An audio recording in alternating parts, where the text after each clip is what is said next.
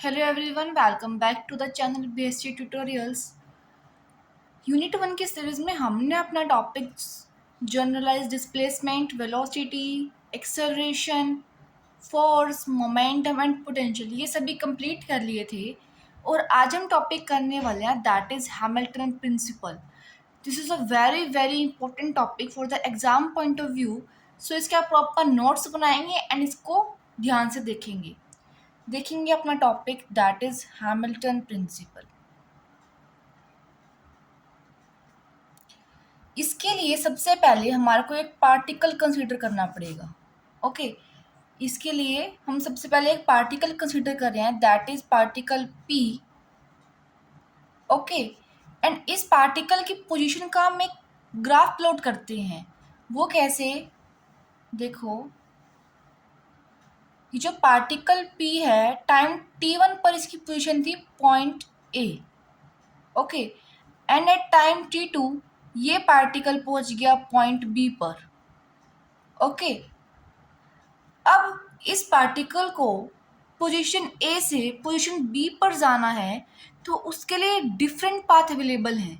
देखो, ये पार्टिकल ये पाथ भी फॉलो कर सकता है, ये पाथ भी फॉलो कर सकता है पैराबोलिक, एंड ये पाथ भी फॉलो कर सकता है। मीन्स ए से बी तक जाने के लिए पार्टिकल पी के पास डिफरेंट पाथ अवेलेबल हैं। ओके, अब हमारे को ये नहीं पता कि पार्टिकल पी का एक्चुअल पाथ क्या होगा। वो हमारे को बताता है हैमिल्टन प्रिंसिपल। ओके, वो क्या कहता है कि पार्टिकल एक ऐसा पाथ फॉलो करेगा जिसके अंदर जो एक्शन इंटीग्रल की वैल्यू होगी दैट इज एक्सट्रीमम। मीन्स या वो मैक्सिमम होगी या वो मिनिमम होगी या वो जीरो मीन्स स्टेशनरी होगी। अब देखो, ये हमने मान लिया कि पाथ 1 है, ये पाथ 2 है एंड ये पाथ 3 है। हमने इस पाथ 2 पर हमने एक आर्बिट्रेरी पॉइंट कंसीडर कर लिया, दिस वन। ओके, अब हम इस पार्टिकल पर क्या देख रहे हैं कि इस पार्टिकल पर kinetic energy and potential energy दोनों है। काइनेटिक एनर्जी भी और पोटेंशियल एनर्जी भी है। लेकिन हम क्या देख रहे हैं कि अगर हम डिफरेंट पॉइंट्स लें से इसी पाथ पर तो काइनेटिक एंड पोटेंशियल एनर्जी की वैल्यू डिफरेंट होगी, राइट? अगर हम इस पॉइंट पर देखें काइनेटिक एनर्जी और टोटल एनर्जी कुछ अलग है, और इस पॉइंट पर काइनेटिक एनर्जी टोटल जो पोटेंशियल एनर्जी वो दोनों कुछ डिफरेंट हैं। इसका मतलब कि जितने भी पॉइंट्स हैं इस सेकेंड पाथ पर उन सभी के लिए kinetic energy and potential energy की डिफरेंट वैल्यूज हैं। बट हमारे को टोटल एनर्जी निकालने की बजाय, टोटल एनर्जी क्या होती है? That is the sum of kinetic energy and potential energy, right? But हमारे को इन पॉइंट्स पर टोटल एनर्जी ना निकाल कर हमें उसकी जगह निकालना है लैग्रेंजियन फंक्शन। हमें क्या निकालना है? Lagrangian function, and that is a difference of kinetic energy and potential energy. Okay, Lagrangian is the function of a system that is defined as a difference of kinetic energy and potential energy. Okay, denoted by L. Okay, अब हम क्या देख रहे हैं? देखो, Lagrangian की value भी different होगी डिफरेंट पॉइंट्स पर। क्यों? क्योंकि Lagrangian किस पे डिपेंड कर रहा है? काइनेटिक एनर्जी पर, पोटेंशियल एनर्जी पे। और हम क्या कह रहे हैं कि काइनेटिक एनर्जी और पोटेंशियल एनर्जी की वैल्यू डिफरेंट पॉइंट पर डिफरेंट है। सो लैग्रेंजियन की वैल्यू भी डिफरेंट होंगी, राइट? तो अब हमारे को जब पूरे पाथ का जब लैग्रेंजियन निकालना है तो उसके लिए हम यूज करेंगे इंटीग्रेशन। इंटीग्रेशन भी कैसे? देखो, integration of Lagrangian with respect to time dt, okay, from t1 to t2, और इसे ही हम क्या बोलते हैं? Action integral that is denoted by capital I। इसे हम क्या बोलते हैं? Action integral. ओके, जो एक्चुअल पाथ होगा पार्टिकल का वो कौन सा होगा? जिसके अंदर इस एक्शन इंटीग्रल की वैल्यू एक्सट्रीमम होगी। क्या होगी? एक्सट्रीमम। मीन्स या तो वो मैक्सिमम होगी या वो मिनिमम होगी या वो क्या होगी? जीरो होगी। इसके अलावा बाकी जितने भी पाथ होंगे वो सभी क्या होंगे, फॉरबिडन पाथ, फॉरबिडन पाथ, जिसे पार्टिकल फॉलो नहीं करेगा। ठीक है, देखो हमने एक पार्टिकल कंसीडर किया, ठीक है, पार्टिकल पी आर्बिट्रेरी पार्टिकल है, एंड उस पार्टिकल की पोजीशन डिफरेंट टाइम पर डिफरेंट है, और वो पार्टिकल एक पोजीशन से दूसरी पोजीशन तक जाने के लिए डिफरेंट पाथ फॉलो कर सकता है। हम कह रहे हैं कि कोई भी एक हमने पर्टिकुलर पाथ ले लिया, पर्टिकुलर पाथ पे जितने भी पॉइंट्स हैं सभी के लिए kinetic energy and potential energy different होगी। Okay, and total energy is the sum of kinetic energy and potential energy. But हमें यहाँ टोटल एनर्जी ना नहीं लेनी, हमें यहाँ लेना है Lagrangian function that is defined as a difference of kinetic and potential energy. Okay, अब अगर हमारे को टोटल पाथ के लिए लैग्रेंजियन निकालना हो तो that is defined as the Lagrangian function and integration with respect to time and limits from time t1 to t2 denoted by capital I, it is called action integral. Okay, and जो particle जो path follow करेगा that will B that path जिसके अंदर action integral की value extremum होगी, means maximum, minimum और zero. बाकी जितने भी पाथ होंगे जो पार्टिकल फॉलो नहीं करेगा that will B forbidden path. Okay, जिसके अंदर एक्शन इंटीग्रल की वैल्यू मैक्सिमम, मिनिमम या जीरो ना होकर कुछ अदर होगी, देन पार्टिकल उस पाथ को फॉलो नहीं करेगा, उस पाथ को हम क्या कहेंगे, फॉरबिडन पाथ। ठीक है, अब हम बात करते हैं इस प्रिंसिपल की डेफिनेशन की, देन दैट विल बी, देखो it states that actual path followed by conservative holonomic, dynamical system over a fixed interval of time between t1 and t2 is that over which line integral of Lagrangian is extremum, either maximum और minimum.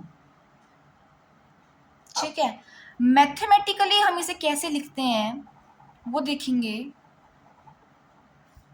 I equals to L d t limits from t1 to t2, मैंने आपको clear कर दिया ना ऊपर, देखो concept में। And इसकी वैल्यू जो होती है वो आनी चाहिए एक्सट्रीमम, या तो वो मैक्सिमम हो या वो मिनिमम हो या वो जीरो हो। ठीक है, एंड आई जो है that is action integral,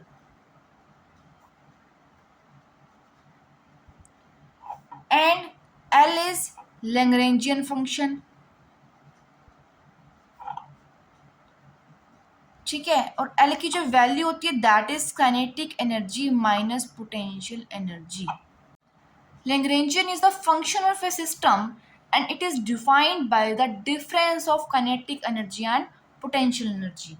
Okay, अब देखो आपने मैथ में एक प्रॉपर्टी पढ़ी होगी, अगर कोई भी एक ऐसा इंटीग्रेशन है जिसकी वैल्यू एक्सट्रीमम है एंड अगर हम उसके अंदर वेरिएशन चेक कर रहे हैं तो उसकी वेरिएशन की जो वैल्यू होगी that will be zero. It means देखो अगर हम एक्शन इंटीग्रल के अंदर थोड़ा सा भी वेरिएशन चेक करेंगे देन उसकी जो वैल्यू होगी that comes out to be zero. Clear है इतना, ये इंपॉर्टेंट है। या अब जो हमारा नेक्स्ट टॉपिक है that is derivation of Lagrangian's equation from Hamilton principle. Very very important topic for the exam point of view. So इस डेरिवेशन को आप अच्छे से करके देखेंगे। ओके, इसके लिए देखो क्या करना है, हमारे को लैग्रेंजियन फंक्शन लिखना पड़ेगा। लैग्रेंजियन फंक्शन हमारे को पता है that depends on kinetic energy and potential energy. So देखो काइनेटिक एनर्जी जो है that depends on velocity and time.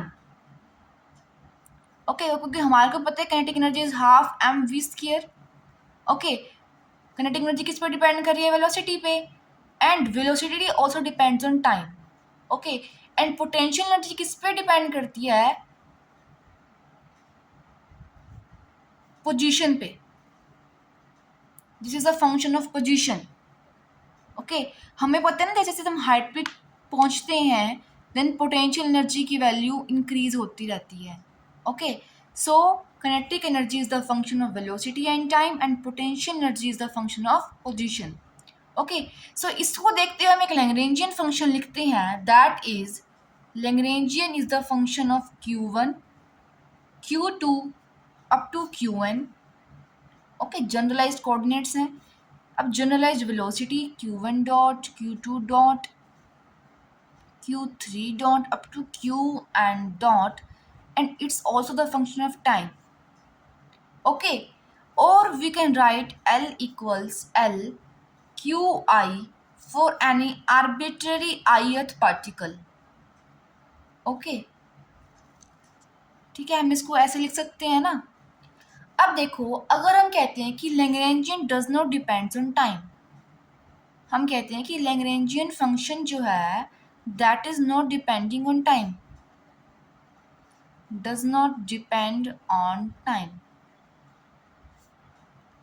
then we can write L equals to L Qi dot. Okay, and हमने concept में Euler theorem देखा था जब हमने generalise displacement वाला टॉपिक किया था। ओके, उसके अंदर हमने क्या किया था? देखो, यूलर थ्योरम में कहते हैं अगर फंक्शन है x comma y comma z, okay, and अगर हमारे को वेरिएशन निकालना है फंक्शन के अंदर, that will be the curl f upon curl x into del x plus curl f upon curl y into del y plus curl f upon curl z into del z। यही होता है Euler theorem.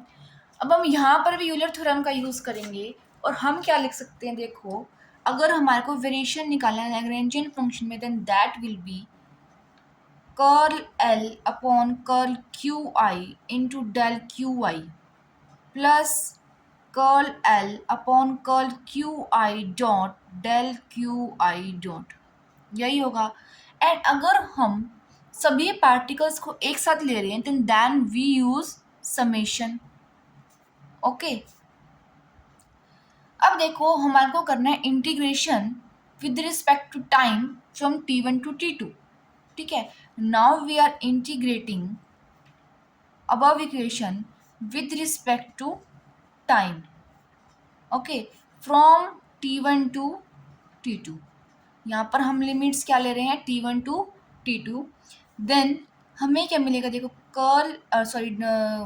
Del L d t T1 to T2 equals summation i curl L by curl Qi del Qi dt integration from T1 to T2 plus summation i T1 to T2 curl L curl Qi dot del Qi dot, यही होगा। अब देखो, हमारे को पता है Hamilton principal से कि इसकी वैल्यू क्या होगी? ज़ीरो। हमने बताया था ना कि क्या होगी जब हम वेरिएशन निकाल रहे होंगे एक्सट्रीमम फंक्शन का, then that will be zero. So देखो, हमने यहाँ पुट कर दिया ज़ीरो एंड बाकी सभी हमने लिख दिया as it is. Summation i curl L by curl q i del q i d t plus T1 to T2 summation i curl L by curl Qi dot del Qi dot dt। अब देखेंगे del Qi dot, इसको हम कैसे लिख सकते हैं? देखो, del बाहर ले लिया मैंने, Qi डॉट को हम लिख सकते हैं d Qi बाय dt लिख सकते हैं। ऑल्सो इसको हम लिख सकते हैं d by dt of del q i, right. अब हम इस वैल्यू को हम पुट करेंगे इस इक्वेशन में यहाँ पर, ओके। देन हमें क्या मिलेगा वो देखते हैं।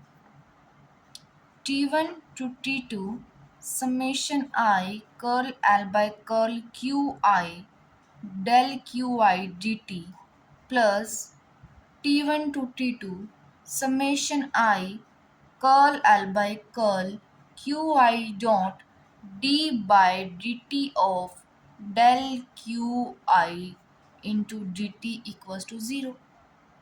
ठीक है, अब हम क्या करेंगे कि ये जो टर्म है इसका हम इंटीग्रेशन करेंगे बाय पार्ट्स, ओके। उससे हमारे को क्या मिलेगा वो हम देखते हैं नेक्स्ट सेक्शन के अंदर। हमारी जो फाइनल इक्वेशन निकल के आई थी वो थी ये। अब हम इस टर्म का करने वाले हैं इंटीग्रेशन बाय पार्ट्स। देखो उसके लिए हम क्या करेंगे, इसको मानेंगे फर्स्ट टर्म एंड इसको मानेंगे सेकेंड। करते थे ना first as it is second का इंटीग्रेशन, देन फर्स्ट का डेरिवेटिव, सेकेंड का इंटीग्रेशन एंड होल इंटीग्रेशन। तो वही हमने फॉर्मूला यहाँ पे यूज़ करना है। तो देखेंगे ये टर्म रहेगी as it is T1 to T2 summation i curl L by curl q i del q i d t plus, अब देखेंगे first as it is, second का हम करेंगे इंटीग्रेशन। तो क्या बनेगी टर्म, देखो summation i as it is, first as it is curl q i dot, second का करेंगे हम integration, then we get del q i, okay. And इसकी लिमिट्स जो होंगी that will be T1 to T2। Now minus T1 to T2 integration होता है, first का करते हैं हम derivative d by d t of curl L by curl q i dot, and second का होता है integration then del q i d t equals to 0। अब देखेंगे डेल क्यू आई, इसकी जो वैल्यू है एंड पॉइंट पर वो हो जाएगी 0, ठीक है। जनरलाइज कोऑर्डिनेट के अंदर एक्सट्रीम पॉइंट्स पर कोई चेंज नहीं आएगा। सो इसकी जो वैल्यू होगी एक्सट्रीम पॉइंट्स पर मींस एक्सट्रीमम मिनिमम पर वो क्या हो जाएगी 0। सो उसके अकॉर्डिंग जो ये कंप्लीट टर्म है दैट बिकम 0, क्योंकि T1 एंड T2 क्या है हमारे पास एक्सट्रीम पॉइंट्स हैं एंड एक्सट्रीम पॉइंट्स पर डेल क्यू आई की जो वैल्यू है दैट बिकम 0।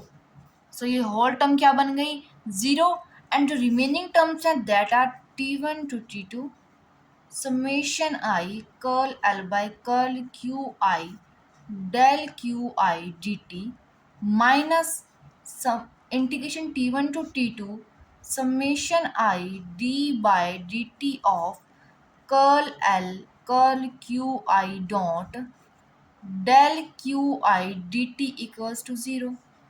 इसमें तो किसी को प्रॉब्लम नहीं है, हमने सिर्फ ऊपर वाली एक टर्म को 0 किया है एंड बाकी रिमेनिंग टर्म हमने एज इट इज लिखी है यहाँ पर। अब इन दोनों टर्म्स में से जो कुछ कॉमन आता है वो हमारे को कॉमन लेना है एंड बाकी हम बाहर लिखेंगे। देखते हैं कैसे।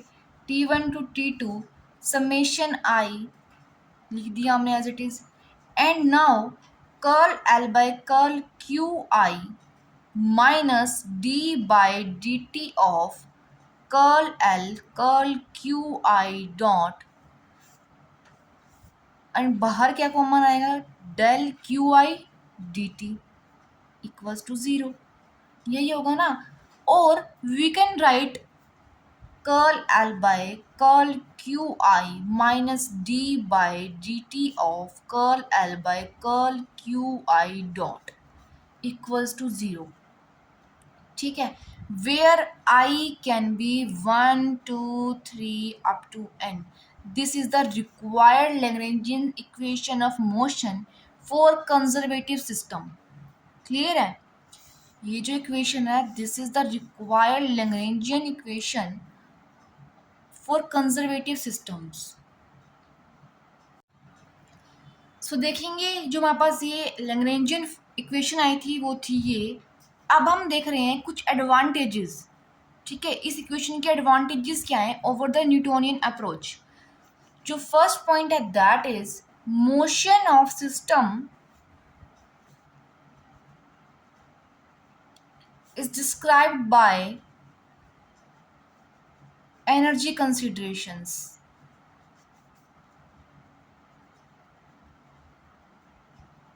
And not by force. ये क्या कहता है कि जो हमने ये इक्वेशन ऑब्टेन करी है इसके अंदर हमने क्या कंसिडर किया है, energy, kinetic energy and potential energy. लेकिन जो न्यूटोनियन अप्रोच था उसके अंदर हम टर्म यूज करते हैं दैट इज फोर्स। एंड अगर हम यही सेम डेरिवेशन अगर हम न्यूटोनियन अप्रोच से करते देन जो ये डेरिवेशन है दैट बिकम्स कॉम्प्लिकेटेड। ठीक है, जो नेक्स्ट पॉइंट है दैट इज Lagrangian फंक्शन जो है that is purely scalar because that depends on kinetic energy and potential energy.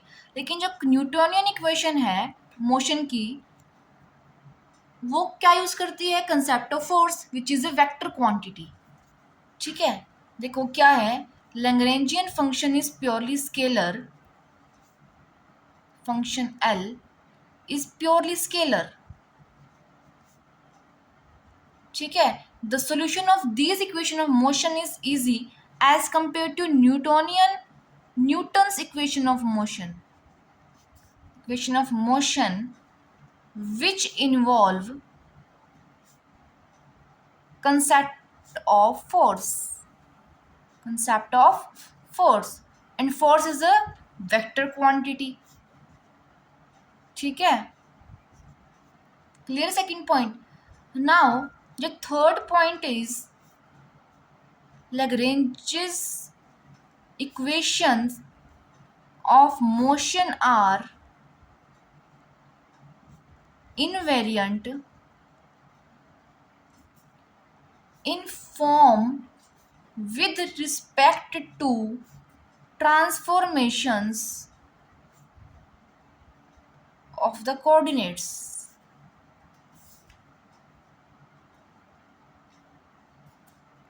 Okay,